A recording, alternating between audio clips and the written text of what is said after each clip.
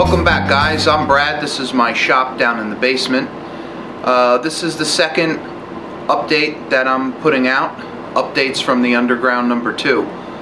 So there's a couple things I wanted to share with you. But before any of that, first off, I've gotten to the point now where I think a little bit of thanks is in order. And that's thanks to everybody out there who subscribed to my channel, and everyone who's, you know, posted nice comments and helpful tips and everything. I know everybody says this, and everybody does say it. You know, they say, I can't believe it's gotten to this point, so many subscribers, but it's really true. I first got in front of the camera in maybe it was October, I think. October, November, whatever. I might have had about 1,400 subscribers back then, and that was mostly due to all my restoration slideshows that I've had. But yeah, since I got in front of the camera, I'm putting out a lot more videos, and the subscribers are just, you know, shooting up like crazy. So thanks to everybody, man. You guys really make this worth doing. Luckily I haven't had any bad comments. Nobody leaves me bad comments. I get no hate mail, no trolls, luckily. Everything is helpful, and it's, you know, it's mostly just good comments or questions. You know, another nice thing is I don't get a lot of people saying, well, I would have done it this way, and why don't you do it this way? I mean, we all know there's a million ways to do everything, and we all know I'm not a professional machinist, so I'm going to be doing things different than, you know, the right way. But, you know, again, thanks to everybody, man. I really appreciate it. It's, it just, like I said, it just makes this all worthwhile to do all this. So, wanted to talk about the last video, the Vice video, where I made the yoke and the conical washer, hemispherical washer. I got a great response to that, and you know, there was a bunch of questions asking about why I trammed my milling machine, the head of my milling machine, the way I did. And we all know when you tram a mill head, you know, you put either parallels on the side, or if you're going to tram it from knotting, you put them in front and back, and you sweep your indicator. Well, I dropped my quill, and I was running the indicator up and down it, and yeah, it was one of those on-camera, you know, brain lapses, you know, like a glitch. Something was in my head, and I did it the complete backwards way, and you know. Okay, enough with that.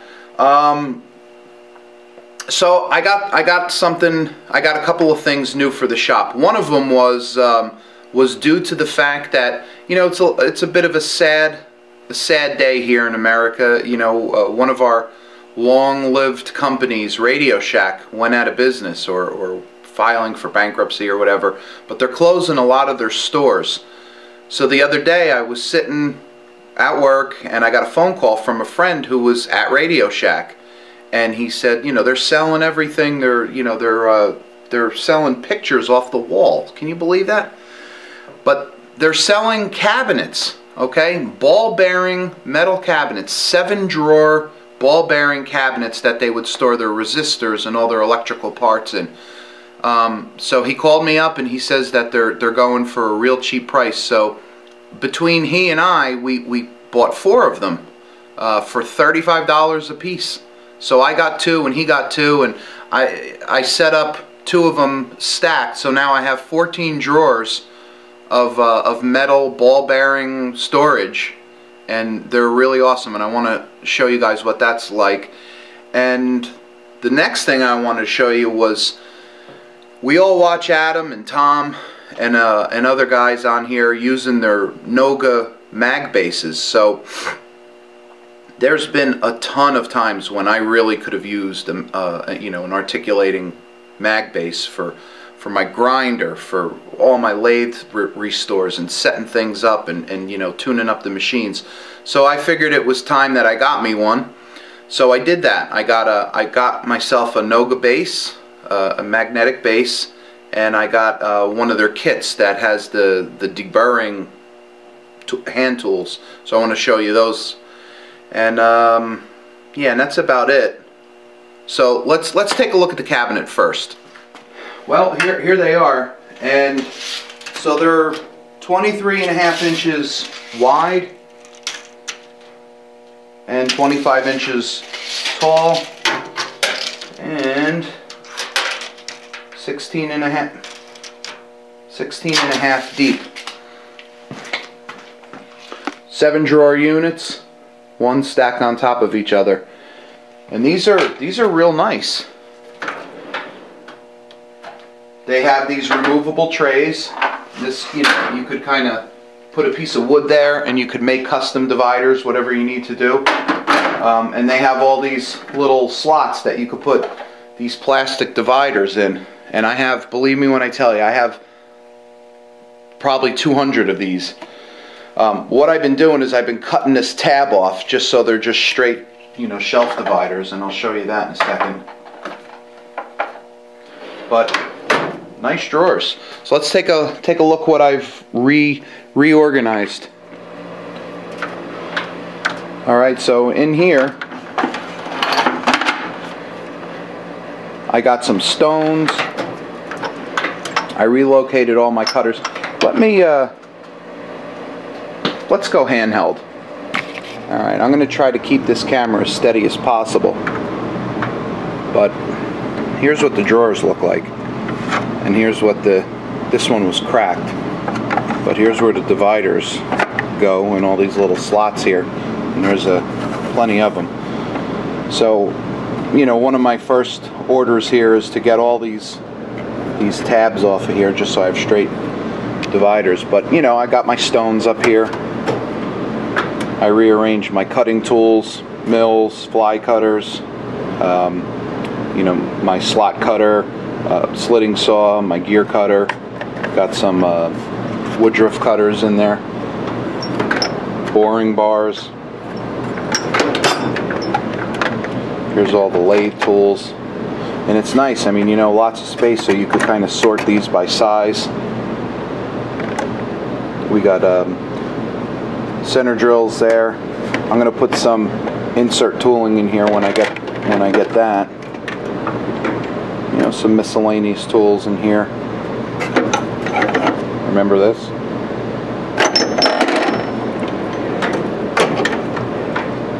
Lathe dogs and stuff. And that's all I have. I still think I have 2 more drawers free, and then 7 more at the bottom. So this was a good buy, especially at the price. So we're gonna keep Radio Shack alive down here in the basement. They were a good company. I mean, who didn't go to Radio Shack, right? I know I did, to buy all those, you know, Radio Shack type things. All right, let's take a look at the Noga stuff now. So first off, we have this regular Noga base. Right, you've all seen this a million times. Does its thing, moves anywhere you need it to move. What's nice about this one is I got this one because it has the fine adjust on the bottom and up here on the top. You can't see it because the indicators. Let me take this indicator out. You got a fine adjust up here, and you got one down here. So this is super functional and invaluable. I'm going to be doing a full review on this too. I'm going to show all the different ways that this will help, you know, people who are finishing up a lathe restore or a milling machine restore, and they want to set their machines up and get them going, you know. So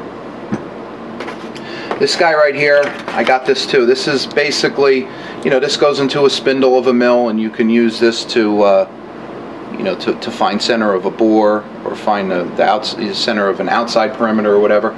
But, you know, I decided to get one of these too, and we're going to put it up against the Indicall and see. But I have a feeling the Noga is going to just, you know, hands down be the better. And then I got these. You know, I see Tom uses these a lot, and I'm a big fan of, you know, handheld deburring tools, and I've been using these in the shop the past 2 weeks, and they're fantastic. They really are good quality, super sharp, and they get the job done. So, you know, I don't know if I'll do a review of these. Maybe I will, showing all the different uses for them. But that's, you know, it is what it is. They're hand deburring tools, but we'll come up with a video for that too. Here's something interesting I wanted to show you. When I was cleaning the surface grinder, I forgot to include this.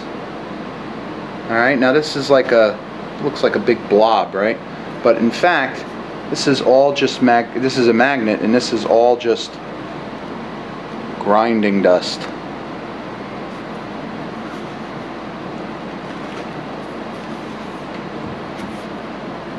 Magnet was taken out of an old Starrett mag base. But look at this. Fun for the kids.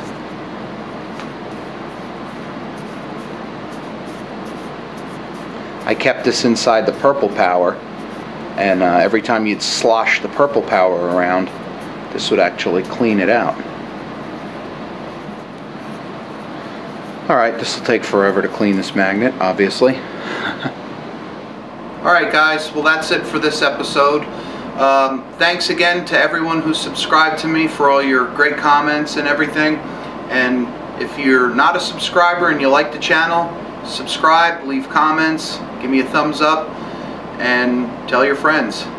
So, till next time, thanks a lot.